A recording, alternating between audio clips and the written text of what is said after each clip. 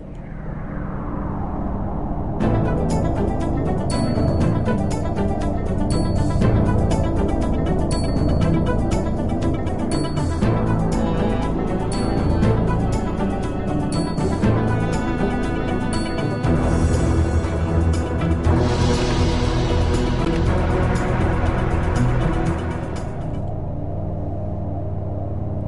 we are today at the Coca-Cola Space Science Center with Sean Cruzen, the director, and this is This Week in Space Science. Welcome, Sean. Thank you, Mike. It's good to be here.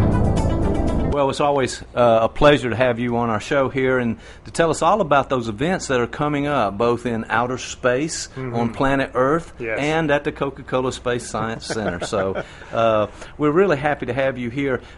We've been talking about bringing you on in a new set now that we have some new equipment here in the studio. And it's one of those things that we're making some decisions about. We want to make sure that we live up to our reputation here, certainly the one at Coca-Cola Space Science Center, that we want to have a background that really kind of promotes what you're doing in outer space, but I don't want to go too far out there in outer space.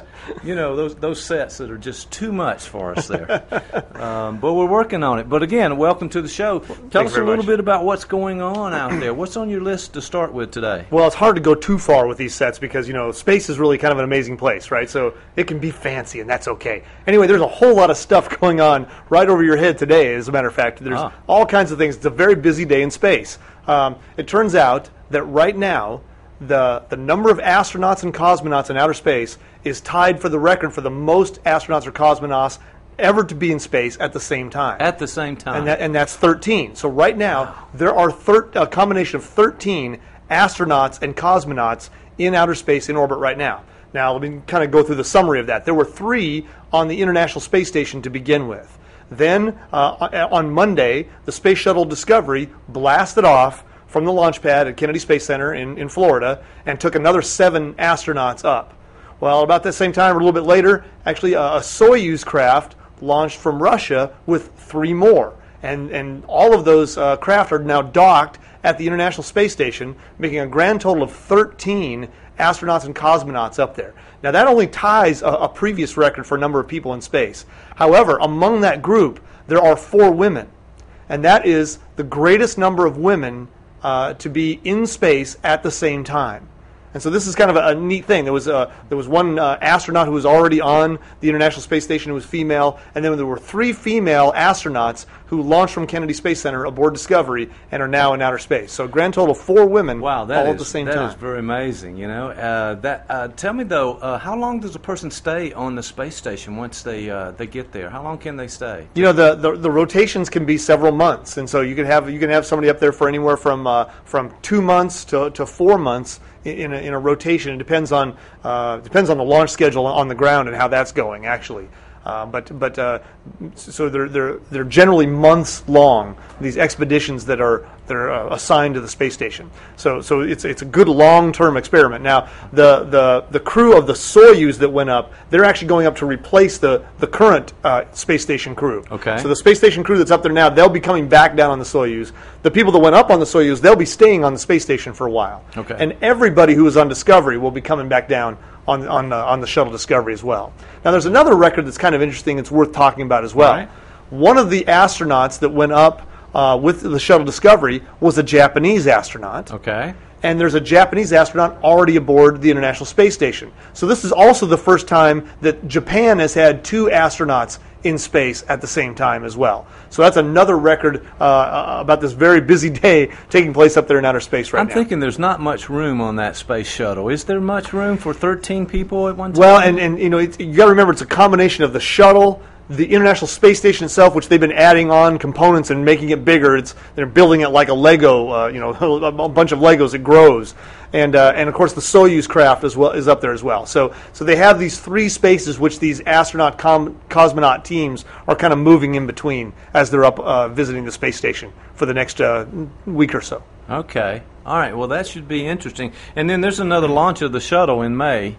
There is. Right. There is. They are rapidly moving through the final portion of the shuttle scheduled shuttle flights. They're trying to complete the construction on the International Space Station and have all the shuttle flights wrapped up, with the last one going up in September. Now, the shuttle that launched this week, Discovery, right, it will also launch in September. So this is not Discovery's last mission. But the next two, for the next two shuttles, will be their last missions as they go up. For Atlantis and Endeavour, that'll be their last missions. One in the middle of May, one at the end of July, and then those shuttles will be retired. Now, there are 3 shuttles or more. That's right. There are 3 shuttles that are in operation right now at the current time. Okay. So. Okay. All right. Very, very interesting. And then there was something about a malfunction, though. Yeah, the shuttle Discovery has what they call the main communications antenna. It's a KU band radio transmission antenna. Basically, think about it like this: it's kind of like a DirecTV or a Dish Network satellite dish that can broadcast not only just regular radio signals, but actually lots of data, a big data stream back down to the Earth. Very similar to an HD TV type signal. Well, that antenna failed. And the problem with that is they use that antenna to transmit down photographs of the exterior of the shuttle after a launch to check it to make sure that nothing struck the shuttle during the launch process and damaged any of the heat tiles or anything, to make sure the shuttle is in good repair. Now, it turns out that the space station itself has a similar transmission antenna. So they're going to be able to transmit those pictures back down to the Earth and make sure that Discovery is in good shape before they bring it back to the atmosphere. However, the antenna on the space station is slower, so that data transmission rate will be much slower. The ground team was actually out of visual communication with the shuttle crew on their flight to space. That's not a normality. Normally they have interior cockpit cameras and they keep an eye on the astronauts all the way up. Right. But that particular process failed because this antenna failed. So there are many systems on board the shuttle you can kind of see rely on that high data rate transmission antenna, and it failed on this particular launch. Right, and they typically have redundancy for these systems as well. I'm surprised that they didn't have that in that case. Yeah, apparently they don't have a redundant antenna of this variety. Now, they do have other antennae, which they can communicate data back down to the ground, but it's at a much slower rate than this main antenna that happened to go out. Okay, all right. So there's now this is interesting. I saw on the list that you brought in everybody has to move eventually. We need a moving van. We need the guys with the 2 men and a truck and so forth. But the space station needs a moving van. Tell me about apparently that. The space station is getting a moving van. Actually, it's a little bit less like a moving van and a lot more like, you know, those things called pods. They bring this big thing and they set it in your front yard, and then you kind of load it up with all your stuff. And then a few days later, they come back and get it and take it to your new home or to your storage unit or whatever. Something very similar to those pods was transported by the space shuttle up to the International Space Station. The pod's name was Leonardo, so this pod had a name. It was produced by the Italian Space Agency, and it was designed to carry a large amount of technical and sophisticated cargo up to the International Space Station. So the shuttle flew it up there. They're installing it now today, and they will, after they get it installed, they will start to remove all these pieces of computer hardware and supplies for the International Space Station from the big pod called Leonardo here in the next few days. Okay, that's very interesting. It's kind of like 2 men in a space shuttle, though. Actually, yeah, I was tempted to say pods in space. I'm sure there's probably a science fiction movie with that as well. I'm sure. Something All like right. that. So, what about some photos? There was a very interesting phenomenon that took place while the shuttle has been up there docked to the International Space Station, and that's that the shuttle and the space station actually flew through an aurora borealis phenomenon. And so the aurora occurred. You actually can see these northern lights. The northern lights were visible from the International Space Station, and they flew right through them. And you can see them in this photograph, the kind of reddish-greenish colors right there. Very beautiful photograph. And what you're seeing is the shuttle and the International Space Station combined together, flying through the northern lights, the aurora borealis phenomenon. So a really neat photograph taken by one of the astronauts on the International Space Station in Expedition 23 crew. And just a really kind of interesting event that doesn't always occur that often, where you have the shuttle up there docked to the space station and there's an aurora phenomenon that they travel through. Okay. It's probably a beautiful sight. Very beautiful sight. If anybody's ever seen the Northern Lights before, you realize what just a really interesting phenomenon that is anyway to see. And then if you see it from the International Space Station, well, even more the better. Okay. Now, NASA has signed another deal. What is this about? Yeah, they've actually signed a contract for $335 million that will allow the Russian Space Agency to provide transportation to American astronauts back and forth to the International Space Station and back to the ground over the next few years. Now, the problem is that big amount of money, $335 million, only secured 6 seats. So that means these seats were somewhere on the order of $55 million per seat. That's what Russia is charging the United States. That's what we call a big-ticket item. That is clearly a big-ticket item. That's a first-class ticket to space is what that is. Although I'm not really sure if you can count the Russian Soyuz as a first-class mode of transportation. But anyway, the idea is that NASA had to secure these seats ahead of time to make sure that they can maintain an ongoing astronaut program with these astronauts going back and forth and visiting the International Space Station. Because had they not bought their tickets now, the Russians may have or could have possibly filled those seats with other people, and the Americans would simply have missed out on the opportunity to fly on the Soyuz capsule. Right, and we need to do something with our phasing out of the manned space flight for the shuttles. That's really the difficult part. Is this all fits into the same part of the plan that calls for the elimination of the shuttle program, but also calls for the elimination of the shuttle's successor, which was the Orion capsule and the whole Constellation program system. And the current administration for NASA is moving away from that idea and moving toward a more privatized space effort to take astronauts back and forth to space. Well, I remember last week, and even in the weeks before, you've talked about Buzz Aldrin and some of the moves and proposals that he's made about a manned space flight to Mars. That's so right. that we're not finished yet, but there's probably a lot of negotiation and a lot of things have to happen for that to be in place, I'm sure. Yeah, that's very, very much true that there's a lot of negotiations and a lot of details to be ironed out. But it's kind of an interesting thing that Buzz Aldrin's really being a proponent of what NASA's doing and kind of a backer of them moving away from just trips back and forth to the International Space Station or even going back to the moon. And he's really kind of pushing this idea of maybe privatized space companies taking astronauts back and forth to the space station, while NASA focuses their attention on a long-term trip to Mars is really maybe a better idea. And as you alluded to, there's a lot of work to be done before that mission would ever be assembled, and even the spacecraft started to be worked on to carry that mission out at some point. But it is a very interesting idea, and certainly Buzz Aldrin, now that he's no longer dancing with the stars, has time to think about this and kind of consult. I assume he was eliminated. He did get the moon boot, that was apparently. That was very sad, I'm sure. Stunning that he wasn't the first one eliminated, I have to admit. But yet, not entirely surprising that he was maybe the next one eliminated. Okay, well, maybe that clears his calendar to focus on that trip to Mars. I hope so. All right, Sean, you've got something about a debut launch. There's the debut launch of a commercial rocket. This is by a company called SpaceX, and SpaceX has their rocket sitting on the launch pad down at Kennedy Space Center ready to launch. Well, their debut launch, for the first stage of their rocket anyway, was scheduled to be April the 12th. And just recently found out within the last 48 hours that launch has now been moved backward substantially, probably back till not before the second week of May, as it looks like right now. The reason being, there was a test that they still needed to run on it and to make sure it worked.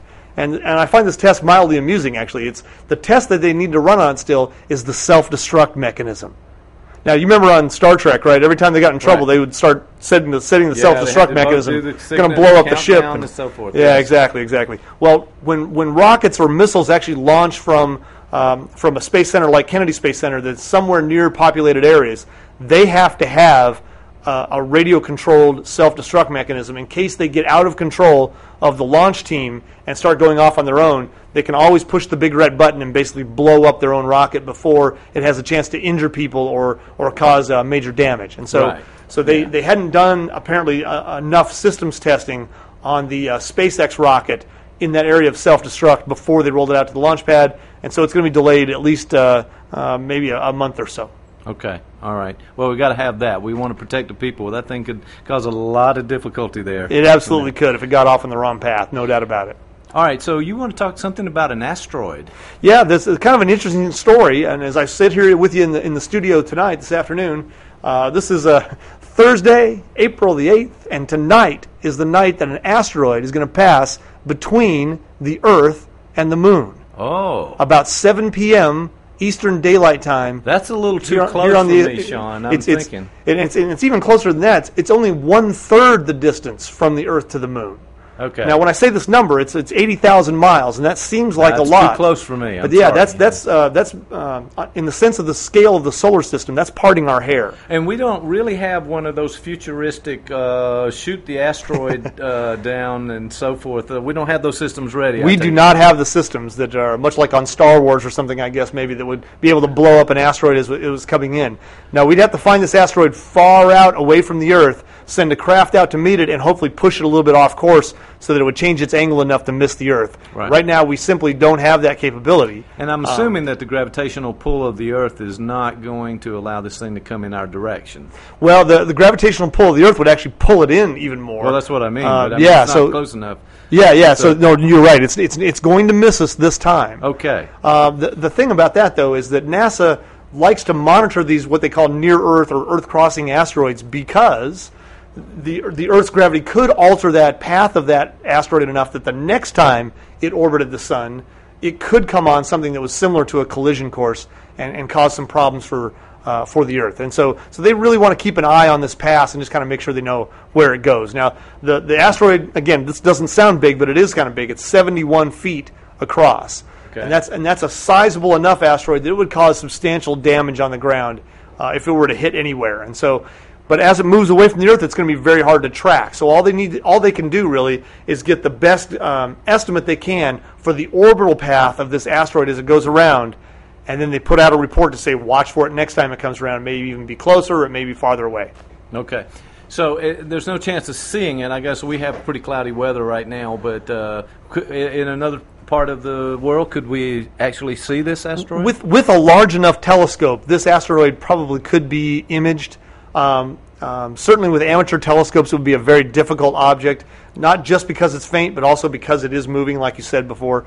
And so a faint moving object across the sky is a very difficult target for any kind of amateur telescope to be able to handle. Okay. All right. Well, all right. It missed us. We're good. Yes, that's right, and that's what we hope. Thanks for the good news. We hope that it continues to miss. We appreciate that. All right, tell us something about, a little closer to home, Coca-Cola Space Science Center. Coca-Cola Space Science Center has a lot of great stuff. This weekend, if you come down to the Space Science Center, we have our feature laser shows for this week. On Friday night, we're marking the return of Laser Beatles. If you're a big Beatles fan, you love to hear the Beatles music on a great sound system, see some very neat laser effects up on our dome, coming down on Friday night at 8 o'clock, and you can see Laser Beatles in the Omnisphere Theater throughout the rest of the month of April, actually. So that's a great show. Highly encourage people to come see that one. Then also on Saturday night in that same time slot, 8 o'clock, it's time to roll out Pink Floyd. Now, it's pretty much an honor system within the planetarium community that if you have a planetarium, you pretty much have to have a Pink Floyd show. We actually have two. We have Dark Side of the Moon, and then we also have this one, which is Laser Wall. So if you like the Wall album by Pink Floyd, you're going to love the show called Laser the Wall that we're going to be running on Saturday night at 8 o'clock. Saturday night, 8 o'clock. Exactly, in the Omnisphere. Now, the feature astronomy show for the month of April is called Black Holes. And if you haven't had a chance to get down to the Omnisphere and see black holes, it's a really fantastic show. It's really the graphics in it are very well done, and it goes through a very good and detailed explanation of what black holes are, how they're created, and how they may or may not interact with us right here on the planet Earth as we move around our galaxy. So a very, very interesting show and very well done. I'd highly encourage people to get down there and take a look at it. All right, sounds good. But you've also had some things on Tuesday and Wednesday coming up as well. Got some things next week that people need to know about, particularly here at Columbus State University. On Tuesday night, or on Tuesday, I should say, during the day, it is Tower Day here at Columbus State University. Tower Day. It is Tower Day, and that's the day that Columbus State University sets aside to honor its honor students and its students who are doing undergraduate research. And so there will be presentations and exhibitions taking place all across the campus on Tuesday of next week. And for that, Columbus State University's Coca-Cola Space Science Center is going to participate. We're actually going to be not closed down, but we're going to be open to the public and have just a free day at the Space Science Center. So, so whether you're CSU or not, doesn't matter who comes down, everybody gets in for free next Tuesday in honor of Tower Day, and all the festivities are going to be taking place around that particular event. Excellent. I love it. Free is my favorite cost there. All right, and Wednesday you have something. We do. As part of our further collaboration with the local IMAX Theater at the National Infantry Museum here in Columbus, the Coca-Cola Space Science Center is going to be going out to the Infantry Museum next Wednesday night to participate in a Columbus State University night at the IMAX. And that means if you're out there and you have a student ID or a faculty ID or a staff ID, you can take your ID down to the IMAX Theater on Wednesday night, show your ID down there, and they're going to let you into the theater for free. And you'll get to hear this brilliant speaker who's going to introduce the Hubble Space Telescope show. His name is Sean Cruzen, apparently. Oh, I was afraid of that. There's a personal plug coming again. That was a tongue-in-cheek brilliant, by the way. Very Sean, we're happy to have you talk about this. You know, we love you here on the show, but you talk about so many things that we love to hear you talk more about that. And that's at the IMAX Theater. The IMAX Theater. On Wednesday night. Wednesday night, we'll be there. I'll introduce the show. We'll run the Hubble 3D show. It's a great show if you haven't had a chance to see it. Then right after that show, outside, we're going to set up our telescopes from the Space Science Center and take a look at the nighttime sky. A beautiful target up that night, Venus and Mercury together in the western part of the sky. We're going to be trying to show people that with our telescopes right after that Hubble Space Telescope show in the IMAX. That sounds like a great Wednesday night, just to break up the week, get out there and see some things.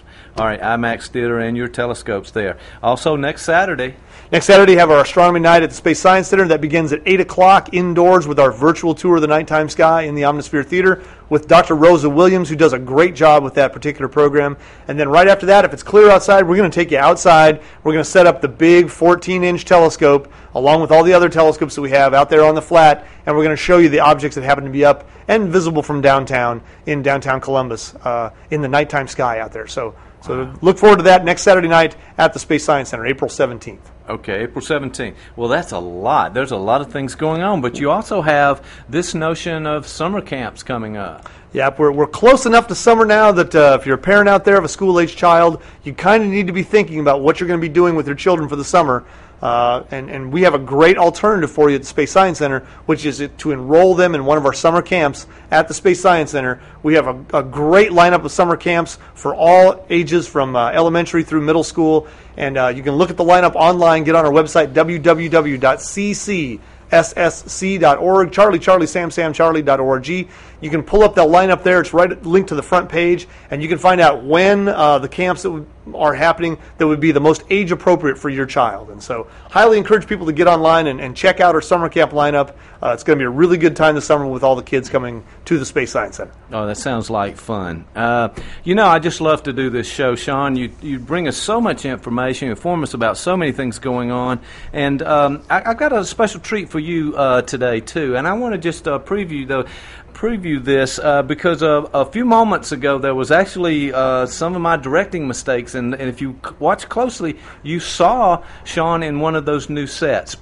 So here's what I want to do. I want to preview one of our new sets with you, and this is Sean. As we may broadcast him next week, coming up in this brand new set here in COEHP.TV. Here he is. He's got his 100-inch monitors over there. He's doing.